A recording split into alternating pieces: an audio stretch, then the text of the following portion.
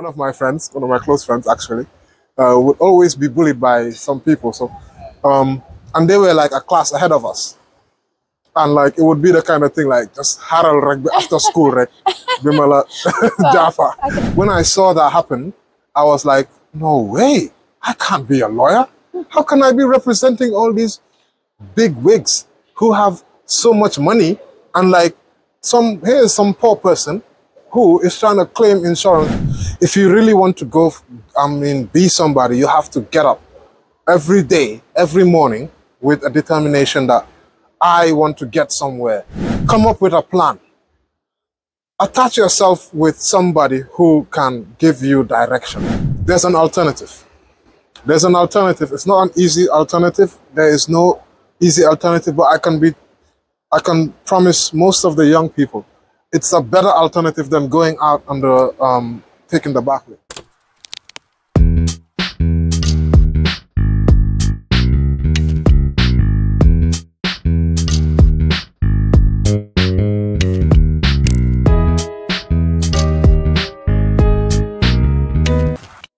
So it's a pleasure that we are having you on Generation Next, Mr. Taylor. Pleasure is all mine. Flex. Definitely. Right. So Generation Next, like I said, we try to inspire and to motivate because we believe in the powers of inspiring and motivating. Therefore, we do that by identifying young people who, regardless of the kabidohol, as they always say, are still forging. And I must say you're doing remarkably well in this country. And we deem it necessary that we had you here or have you here to at least take us through your background as a journalist now, as a fighter. Is this something that was shaped like from your childhood? Yeah, first of all, it's a pleasure definitely to be here with you. And I'm honored that, you've decided to pick me to come and be here with you, to discuss about, our country and to help to make sure that we inspire more young people.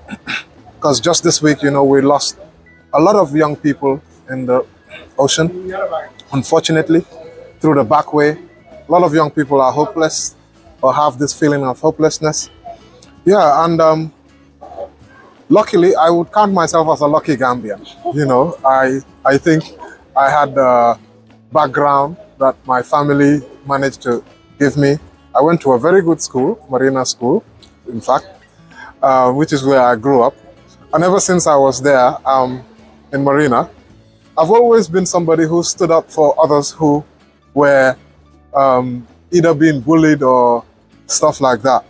So many a times when I got into trouble, it wasn't because I just wanted to be cause a nuisance, but I would be standing up for a friend of mine who was being picked on by somebody else. And so yeah, I believe that sense of standing up against injustice has been something that has been shaped by my background, my family, and through school and all of that, and all the way to now. So yeah, it's something which is about our responsibility. I believe we have a responsibility for others who can't stand up for themselves, to stand up for them. So yeah, interesting. I find that really interesting because sometimes I do say when you stand up for what is not right, it may not directly affect you, but you don't need to wait for it to affect you. Exactly. Because it's important that we establish the fact that when something is not right, you stand up for it. Otherwise, you let it slide because it's not you. Yeah. It would definitely turn to be you. And that is really interesting, in that light. Yeah. So how would you describe yourself in terms of extracurricular activities? Because yes, I am of the conviction that extracurricular activities, it's also very important besides the academic. How would you describe yourself? Yeah, I definitely was right in the thick of things. Football wasn't my strongest point. Let me be honest. But basketball was something that I was good at, and running, I was quite athletic. I came first one time on our cross country for the whole school. So I had like 2 lungs. I think a lot of people remember me for, I had so much stamina, and I was quite physical. So yeah, I definitely excelled in sports. And I had a balance in my life. You know, I had good grades in in my academics, and I ended up being the head boy in my last year in Marina School. So, and I've been a leader most of the times wherever I go. When I went to university in the UK, I was the class representative for my cohort, civil engineering, which is what I studied. So, and I remember even whilst at work, after I started working in the UK, I was selected to represent my the rest of the workers that we were working with, a few of us. We were going through redundancies. Redundancies is when they're trying to like cut off the downsize. And we fought the redundancy. At the end of the day, some people resigned and then some people stayed at the work, but the redundancy eventually just went off. Because when they're going through redundancies, if you have enough people who have said, okay, you know what, I'm gonna step down, you know what, I'm gonna step down, then all of a sudden it's like the redundancies have actually worked. You understand? Because some people, they've worked for long and they've managed to get some. So just to put it into context, yeah, I've been always involved in extracurricular activities, and I've been playing a similar, like a leadership role since my school days, university, work. Yeah, I think that's kind of like me, you could say. And what would you say, if there is at all, that extracurricular activities has shaped in who you've become today? Indeed, it is one of the most important things, because of you're more than just your academic results. You see, it's given me a lot more interpersonal skills. I learned how to deal with people, because you can go to university, get a degree, go to the workplace, and then struggle. Not because you don't have good grades or you can't do the work, but you can't deal with people. You know, and people are not like maths. 1 + 1 = 2, and everybody just does exactly what they're supposed to do.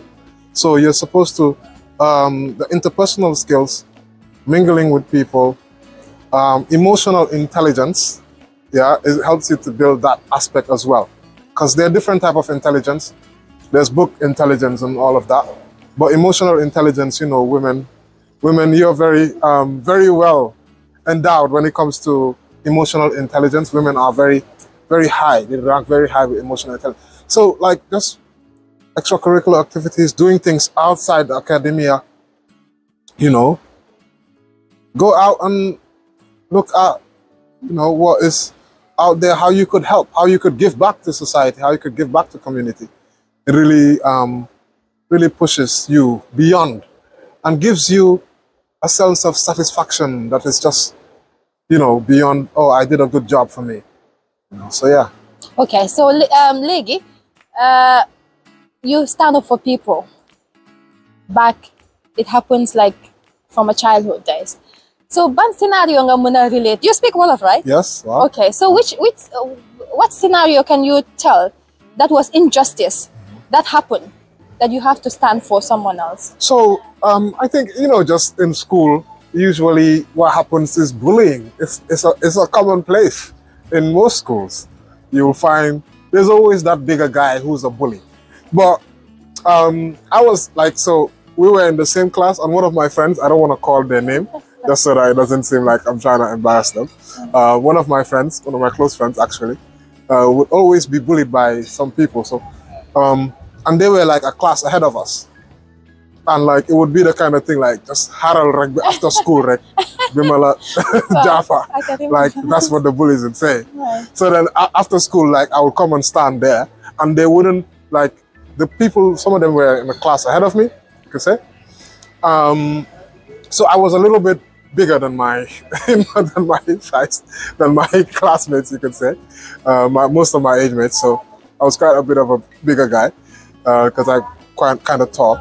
So yeah, when I stood there, and I also, like, if they come and try to bully them, I would stand there and like they wouldn't have the guts to come ahead to see it through, to sort of, you know, bully my friends or whatever. I think I started getting a lot of friends who needed help from bullies after a while. Yeah. So that's just the typical. It's nothing like, you could say, I wouldn't say it's super harmful, or it's like, you know, hero or anything like that. Well, it's just the typical things you find in school, you know. When you said that, I remember a scenario that happened in that regard where you had someone in class who always threatened us. Okay, how had been watch school? Like, Yeah. people like they were always scared. And they'll be outside, you laugh. Thank you. So that's what you get when you're a child. Yeah. So you've mentioned UK, but before UK, with the young people, most of the young people that I happen to have here, what we do here oftentimes is, well, you know, there are institutions as in, you know, people always say we've got laws in the country, but executing oftentimes becomes a problem. And sometimes we limit our thinking in a way that maybe because we are in this environment, in this Gambia, where if you happen to find yourself in a different environment, your thinking perspective, how you look at life change, right? Now, that would happen, or the same is true because you've traveled to the UK. It means now your perspective of life changes because you've traveled out of Indeed, Gambia. yes. But while in Gambia, would you say it would have been Taylor, the practicing journalist, Taylor, the youth activist, would have been you? You would have. I been never that planned to Taylor? be a journalist. Yeah, to be fair, I never actually. It was never one of the things in my sort of like career plans. I was gonna be a lawyer at the beginning. I wanted to be a lawyer, but then some experiences I had, because I was kind of like the person who would go out there and try different careers and actually volunteer or get some work experience whilst I was in school still. This is even before I went to university. So I usually did some summer work experience. I remember trying it as an architect, and I really liked that because I was quite artistic. I like to draw, and not as much anymore, but I love to draw, and I wanted to be an artist at the beginning.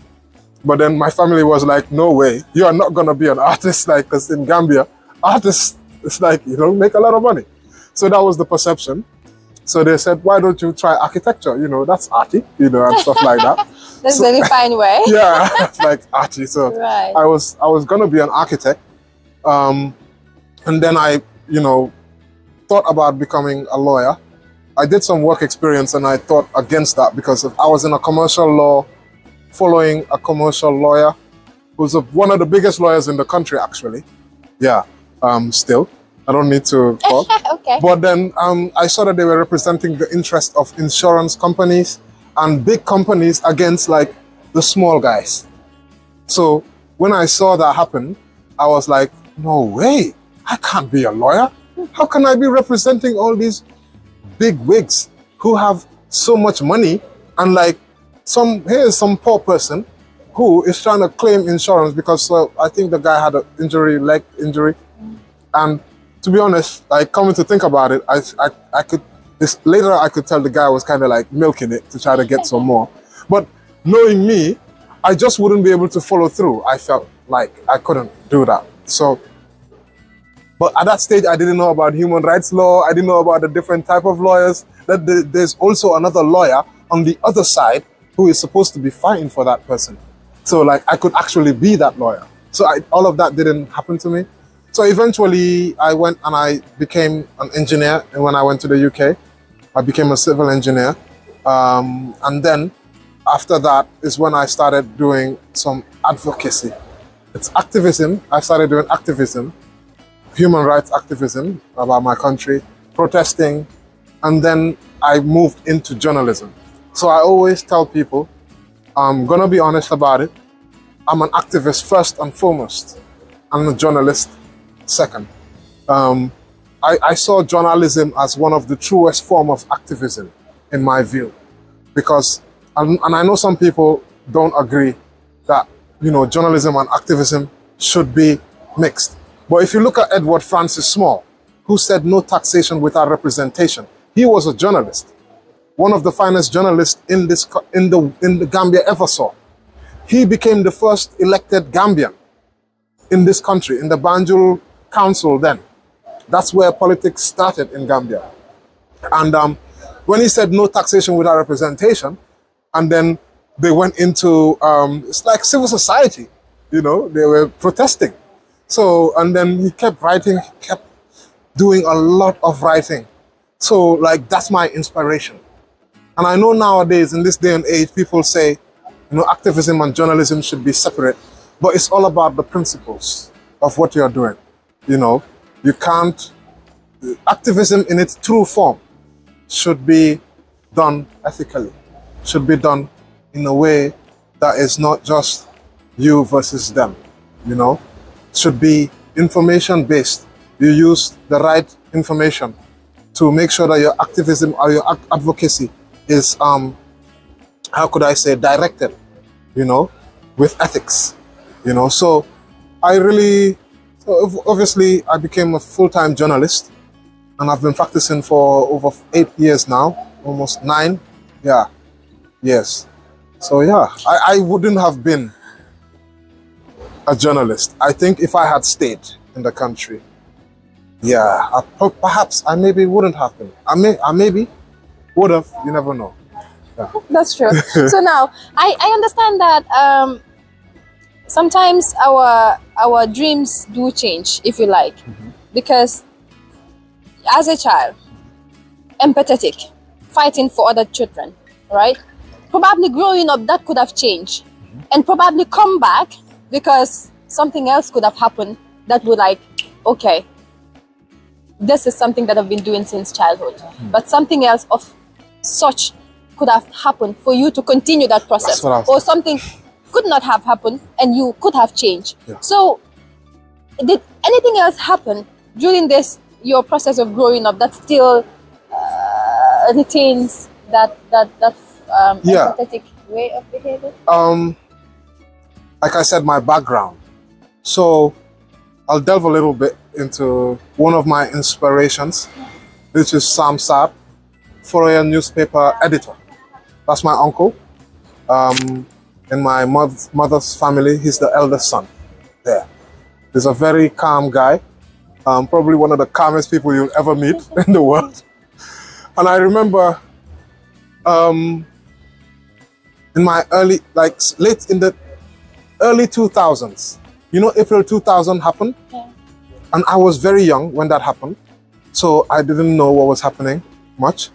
But then, eventually, as I was growing, I started learning more and more about what was happening. And I was talking to my mother about it. Like, what happened in April 2000 and all of these things? Like what's happening? How can they kill, like, so many young people? So, my mother, she was like, oh, this guy is asking too many questions. Go and see Uncle Sam. Because my uncle, we call him Uncle Sam. So, or Ose. Actually, we call him Uncle Ose. In the family, we call him Uncle Ose. So I went to go and see Uncle Ose. He was also a math teacher, and he taught me in, like, after school, I would go and he would be teaching. He's also a teacher, not just a Foroyaa editor. And he's also a politician for PDIS as well. So he had a number of hats on. So when I went to see him, he managed to talk to me. We had a lot of discussions. We talked a lot. And then basically, to be the nutshell, to put it all in conclusion, he managed to convince me that for me to be able to contribute, or for me to be able to make a change, I need to educate myself. Yeah? And so he kind of like, so I took that on board, and then after that, I should be able to do more for my people, because I can't do much if I'm just not empowered myself. So I can't empower my people. So, which was a very good advice and the correct advice, I believe. So eventually, you know, I ended up, I think it had the right effect because it calmed me down a little bit. So, and then I eventually went into university, and then when I went abroad, it's like there was so much more information if you're in the diaspora. Like, it was shocking. The amount of information that I was getting whilst I was in the diaspora. People in the Gambia were like oblivious to what was happening, which was so surprising to me. So that's how I got into journalism much later. But during my young days, this was as soon as I started, around 18 years, I was starting to become a mature adult. is when I started having this kind of, you know, determination to something. This can't be right, and somebody has to do something. Not necessarily go and do something crazy, but somebody has to stand up. Somebody has to, you know, demand for things to change. So, yeah, and yeah, Uncle Sam, my uncle, Ose, definitely is one of the biggest sources of inspiration to me. Yeah. So. Beautiful. So what would you say, if there is anything that may have changed in some of us, the young people? Because if it took that determination from you to seek knowledge and then do something for your country, what would you say, if there is anything? Because maybe we don't often see it. We've got quite a whole lot of young people who are changing the dynamics, but still we also have those who are not. So in perspective, what would you tell any of those young people? I'm gonna be frank here. Like, my situation, and I've said I'm lucky, I'm privileged. I know that's not the same situation that every other Gambian youth is faced with. But hopelessness is not it's never going to help anybody. Like, we have to, first of all, you have to have a determination. If you really want to go, be somebody, you have to get up every day, every morning with a determination that I want to get somewhere. Come up with a plan. Attach yourself with somebody who can give you direction. Yeah? And make sure that you work on yourself every day. Before you know it, you would have done so much work on yourself, you will become an asset. And when you become an asset, that's when now businesses, you know, companies, they'll be the ones chasing you. You know, sometimes I think a lot of times young people, myself, I'll put myself in that category, we want to get a quick return. Yeah, we don't want to go through, you know, the grind, if I could say. And oftentimes that doesn't last. You know, easy come, easy go, as my Creole people will say, Aku people will say. So, but I think the situation is not easy. Definitely. Young people, especially upcountry, rural Gambia, come all the way here seeking for jobs. They get here and they realize that it's even harder to get jobs here because there's so many young people here also trying to get jobs. And then they look around and all they see is perhaps the back way, you know. But there's an alternative. There's an alternative. It's not an easy alternative. There is no easy alternative, but I can promise most of the young people it's a better alternative than going out and taking the back way. Definitely. So a number of young people coming together, starting a business together, working hard, something we could do. I mean, even if you're thinking of going the back way, get some boats and you could get fish and sell. That's money, you know? There's so many niche work that I think a lot of times we haven't really exploited it. But I know it's not easy. I know my situation is not the same as every young Gambian. But I believe with determination and with hard work and perseverance, success will be your destination, for sure. Beautiful. In your field of work, you write, and you write beautifully. Is there any, perhaps you may say, portions where you talk to young people? Do you have portions of such? Yeah, all the time. All the time. For example, we just published some articles on the National Youth Parliament proceedings, who are the representatives of young people, elected by young people through the NYP proceedings. So they were making a lot of demands, justifiably, that they should be involved in government policies. And that's an article we just published this week. And another one, which we published, because the sittings of the National Youth Parliament happened this week, Monday and Tuesday. So we also like to follow young parliamentarians. And another article I published was the voices of young people advocating for the FGM ban to stay. Because of the senior parliamentarians, they've broke the news. They've been like advocating, saying that they're thinking of, you know, it was a matter of the day in Parliament, where a parliamentarian comes up and delivers a speech about a burning issue, and then some debates, or not debates necessarily, some reaction from some parliamentarians. Almost all of them were in support of repealing it. So we do a lot when it comes to young people. And this week we had a series of publications about migration, unemployment, you know, the whole challenges facing young people. We serialized it in 5 social media posts, and we'll be publishing it all in a full article. So yes, young people is something which we really, you know, try to give a voice. We try to make sure that the voices of young people is out there. Beautiful. Yeah. I know that you've said it's not easy. It's never easy, right? And there are moments that you feel down. There are moments that you're tired of what you do. In such moments, what spikes you? Yes, that's a very good question. You see, in whatever you're doing, it's so important to realize, why are you doing this? Activism, journalism is something which, it's a sacrifice. You're not getting paid for as for activism, you got no payment for that. That's one of the most selfless things you can do. One. And I actually had some people like mentors, yeah, who were advising me, you know, why are you doing this activism? You know, forcing me to reflect as to what am I getting myself into. And I can still remember it as clear as day.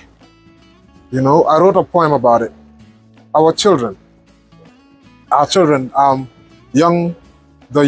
next generation is what inspires me. Yeah, I can't give up on them. And I wrote a poem about why the struggle, and in a nutshell, it's about how I was having a dream. I was sleeping, and I was writing from my dream basically. And children, like the future generation, by then say like, I was dreaming some years ahead, and that I met the younger generation of Gambians, and they were telling me, personally me, that I gave up on them. Wow. Yeah, one, that's what they were saying. And that they said, if I fought, even if it's one little, it would have been a little bit better. They said that that's what they were telling me in my dream. So, this is when I started activism or advocacy way back, and I can still remember the reasons why I got into it. There have been times when I wanted to give up. Sometimes, so, and just as a piece of advice, giving up is not an option. I always say, giving up is not an option, it's for quitters. Quitters give up. Take a break if you feel like, recharge your batteries and come back. Or, like, and I'm the kind of person who, like, I timeline myself. If I say I'm doing something all the way to the end of the year, at the end of the year, I check how many articles I've written. Yeah, on a monthly basis, I check. I check myself. I review. So, yeah, I left civil engineering. I became a journalist. I could leave journalism, go back to engineering. I could leave journalism, and go to do something else. I could study law and go into human rights law. Like, I have a lot of belief in myself. I believe that I can reinvent myself. So I don't see myself as just like pigeonholed in a box. Yeah. So yeah, once you know why you're doing something, what's your drive purpose, it really helps you to maintain the course. So that's how I don't give up. Yeah. That's what reminds me. Our children. Yeah. Like talking to me in my dream. Wow. Thank you so much, Thank you. Dan Flex. It has been a pleasure that we host you here. Quite insightful and contentful. Giving up, if you give up, it means you are a failure. Yeah, quitter. A quitter. Yes. And I would like to believe that you're not a quitter. I'm not a quitter. He's not a quitter. So together, we are not quitters. Let's continue forging. Thank you so much. Until we come your way again. So cheers for the entire Generation Next team. Thank you so much to Betty and Mohammed for always being there to make sure that we are at